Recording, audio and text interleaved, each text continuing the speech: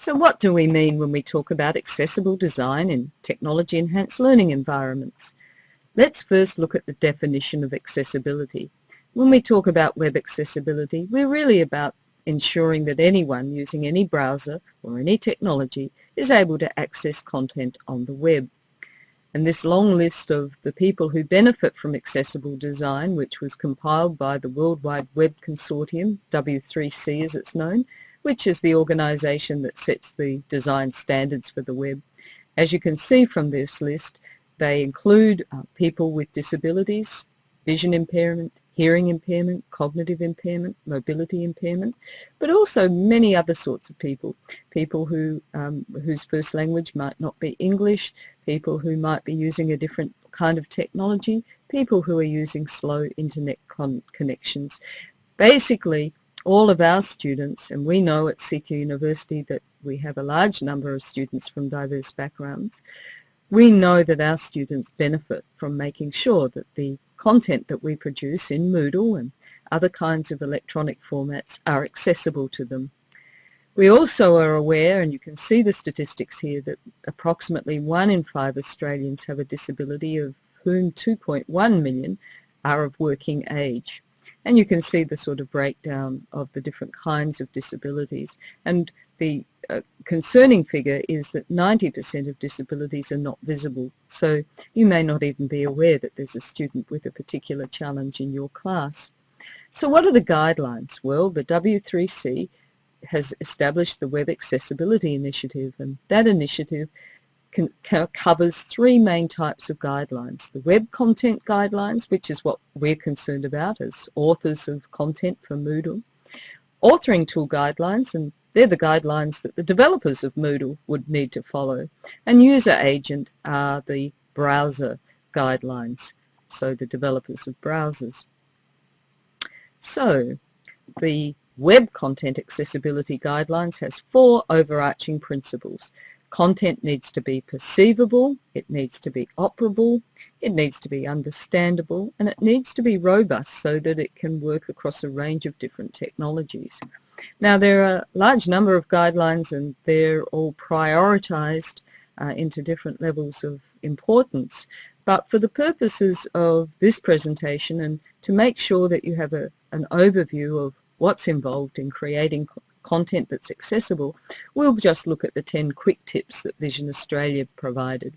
First of all, make sure all images have a text equivalent. In Word, you can change the properties and give a description to the image.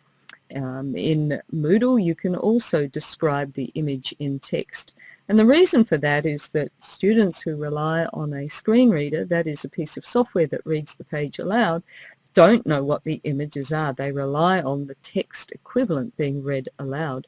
And by the way, search engines rank sites much higher if the images have text equivalent, because they can't index images, but they can index text equivalents.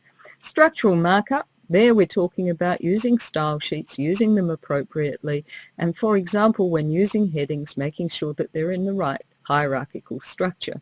So a major heading should be heading 1, and a subheading under heading 1 would be heading 2, and so on. Create consistent presentation and navigation, that's common sense.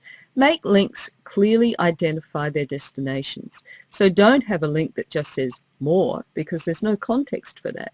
Have a link that says more information about X, Y, or Z. Make sure there's sufficient color contrast between the background and the foreground text color. Make sure that the pages work with keyboard and don't just rely on a mouse. Allow users to resize the text and page width. Mark up forms and data tables appropriately. That's a technique that we won't cover in this particular presentation, but we'll cover in another Take 5 at a later point in time. Use scripting, that's things like JavaScript, which you're probably not going to use in Moodle. And make multimedia accessible. That does concern us all, because we all create videos and we all create audio.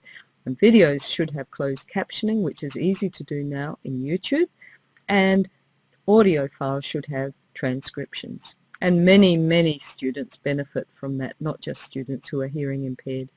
We also need to be conscious that many of these principles also apply when we're developing content in a Word document which we might be going to upload and attach to Moodle, and the same applies to PDF documents.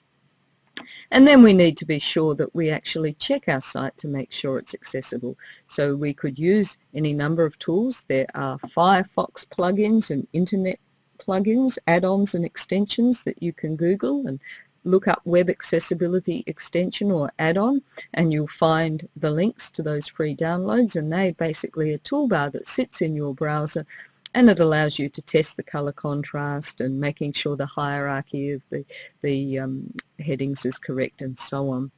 A manual check, it's a good idea to perhaps have a student check the website before you roll it out to a large number of students, and check with an assistive technology. So that would be something like a screen reader, for example, and you can download an open source screen reader called NVDA, and you can see it at the bottom of the screen here, and that's a open source screen reader that you can just download free of charge.